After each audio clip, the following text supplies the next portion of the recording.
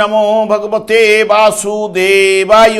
আমার প্রিয় দর্শক বন্ধুকে আমার আন্তরিক অভিনন্দন, শুভেচ্ছা ও ভালোবাসা জানাই। আমি আশা করি অনাদির আদি গোবিন্দের অশেষ করুণায় আপনারা সকলেই কুশল আছেন। আজ আপনাদের কাছে যে বিষয়টি নিয়ে আলোচনা করতে চলেছি, মঙ্গলের প্রবেশ নিজ রাশিতে অর্থাৎ মেষ রাশিতে 11ই মে 2026 থেকে ঠিক 21শে জুন 2026 পর্যন্ত এই মেষ রাশিতে অবস্থান করবে। 3টি নক্ষত্রের মাধ্যমে রাশিটি অতিক্রান্ত করবে।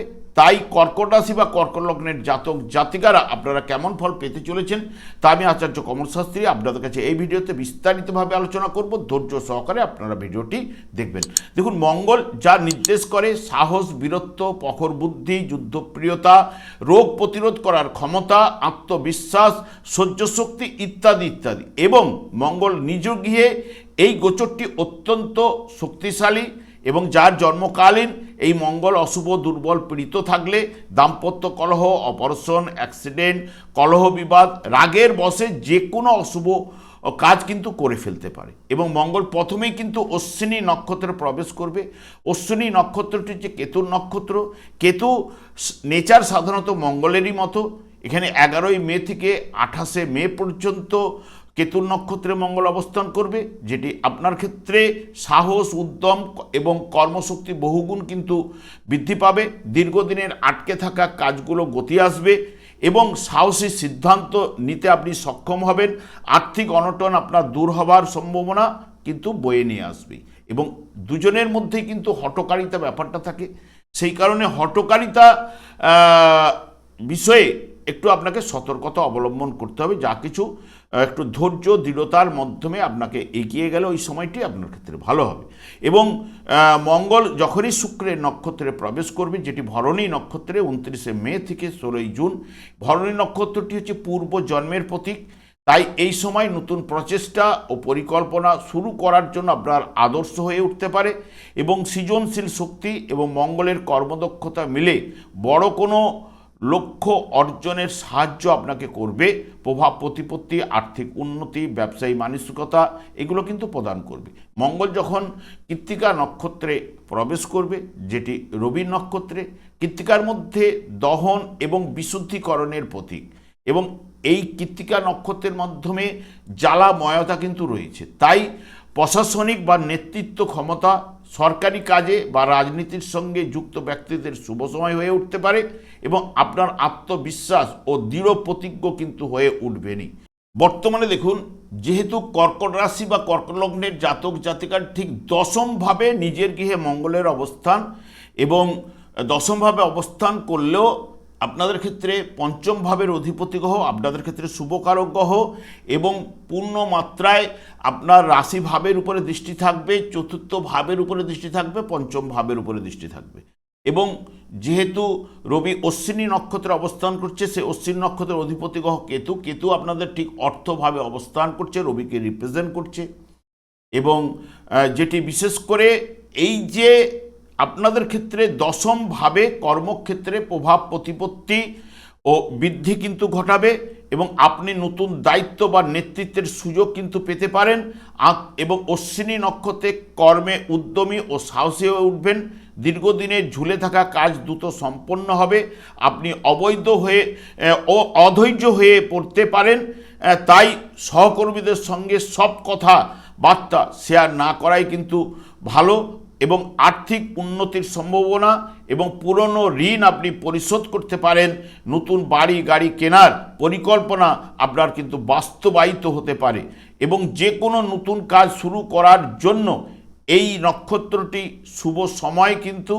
এবং পিতার সঙ্গে মতান্তর ঘটার সম্ভাবনা কিন্তু আপনার থাকছে। তবে আবেগপ্রবণ হয়ে হঠকারী সিদ্ধান্ত গ্রহণ না করাই ভালো। মানসিক দিক দিয়ে বেশ চনমনে থাকবেন, তবে অতিরিক্ত কাজের চাপে উত্তেজিত হয়ে পড়তে পারেন। সেই বিষয়ে আপনাকে সতর্কতা কিন্তু অবলম্বন করতেই হবে। মঙ্গল যখন ভরণী নক্ষত্রে প্রবেশ করবে, যেটি বিশেষ করে শুক্রের নক্ষত্র, মঙ্গল ঠিক আপনাদের দশমভাবে অবস্থান করলেও পঞ্চম ভাবের অধিপতি গ্রহ, রাশিভাব চতুর্থ পঞ্চম ভাবের উপরে মঙ্গলের দৃষ্টি থাকবে। এবং শুক্রের নক্ষত্রে শুক্র ঠিক আপনাদের ঠিক ওই সময় দ্বাদশ এবং আপনাদের রাশি ভাব দিয়েই গমন করবে। ঠিক ভরণী নক্ষত্রে কর্মক্ষমতা আপনার বৃদ্ধি ঘটবে এবং ওই নক্ষত্রের প্রভাবে কাজের চাপ অনেক কিন্তু বেড়ে যাবে এবং কঠোর পরিশ্রম আপনাকে করতেই হবে এবং তার ফল আপনি কিন্তু হাতে নাতেই কিন্তু পাবেন। আপনি নতুন দায়িত্ব বা নেতৃত্বের সুযোগও কিন্তু পাবেন, যা কর্মক্ষেত্রে সহকর্মীদের নজর কিন্তু আপনি কাড়বেন এবং আয়ের উৎস এবং অতি অবশ্যই আপনার কিন্তু বৃদ্ধিপ্রাপ্ত হবে। ভরণী নক্ষত্রটি সাধারণত শৌখিন এবং জিনিসের ক্রয় বা বিলাসিতার জন্য আপনার কিন্তু ব্যয় ঘটাতে পারে এবং অতিরিক্ত কাজের চাপের জন্য পরিবারে সময় দিতে না পারার কারণে আপনার সঙ্গে একটু মতবিরোধ বা মতান্তর বা মনোমালিন্য ঘটতে পারে। তবে যে কোনো বিনিয়োগে আপনাকে বারবার চিন্তা ভাবনা করতে হবে এবং হঠকারী বা চটজলদি সিদ্ধান্ত না নেওয়াই কিন্তু ভালো, সেটি হচ্ছে বুদ্ধিমানের কিন্তু কাজ হবে। অতিরিক্ত পরিশ্রমের জন্য ক্লান্তি ও ব্যথা বেদনা দেখা দিতে পারে। এরপরেই যখন মঙ্গল রবির নক্ষত্রে অর্থাৎ কৃত্তিকা নক্ষত্রে যখন প্রবেশ করবে, মঙ্গল এমনিতে আপনাদের রাশি বা লগ্ন সাপেক্ষে দশমভাবে অবস্থান করলেও পঞ্চম ভাবের নির্দেশক, রাশিভাবের উপরে পূর্ণ দৃষ্টি থাকবে, চতুর্থ পঞ্চম ভাবের উপরে দৃষ্টি থাকবে। রবি ঠিক ওই সময় আপনাদের ঠিক একাদশভাবে লাভভাবে অবস্থান করবে, আপনাদের অর্থপতি গ্রহ, এবং রবি আপনাদের ঠিক পঞ্চম ভাবের উপরে ওই সময় দৃষ্টি প্রদান করবে 17 জুন থেকে 21 জুন। কর্মক্ষেত্রে আপনি অত্যন্ত প্রভাবশালী হয়ে উঠতে পারেন এবং কৃত্তিকা নক্ষত্রে যেহেতু রবি যখন এই মঙ্গল যখন প্রবেশ করবে, রাজকীয় তেজ বা নেতৃত্ব দেওয়ার ক্ষমতা আপনার বৃদ্ধি ঘটতে পারে। চাকরিতে পদোন্নতি বা নতুন কোনো বড় প্রজেক্টের দায়িত্ব পাওয়ার সম্ভাবনা প্রবল যোগ এবং আপনার সাহস, বুদ্ধিমত্তা উচ্চপদস্থ কর্মকর্তার কিন্তু নজর কাটতে পারেন এবং আপনার আর্থিক যোগও কিন্তু শুভ রয়েছে। পুরনো পাওনা আদায় হতে পারে। এই নক্ষত্রের যেহেতু হঠকারী ব্যয় কিন্তু ঘটায় এই কৃত্তিকা নক্ষত্রে এবং জমি বাড়ি কেনা বেচার সঙ্গে যুক্ত ব্যক্তিরা লাভবান হতে পারেন এবং পরিবারে আপনার গুরুত্ব বাড়বে এবং সমাজে মানসম্মান জনপ্রিয়তা কিন্তু বাড়বে। রবি মঙ্গল অগ্নিকারক গ্রহ, তাই অতিরিক্ত উত্তেজনা বা কাজের চাপে আপনার রক্তচাপ বাড়তে পারে, উগ্র খিটখিটে মেজাজও কিন্তু হয়ে উঠতে পারেন। মাথা আপনাদের ঠান্ডা রাখা কিন্তু জরুরি। তবে বিশেষ করে অগ্নি বা ইলেকট্রিক কাজকর্মের সঙ্গে যারা যুক্ত, এই সময়টি আপনারা কিন্তু সতর্কতা অবলম্বন করতে পারলে আপনাদের ক্ষেত্রে ভালো।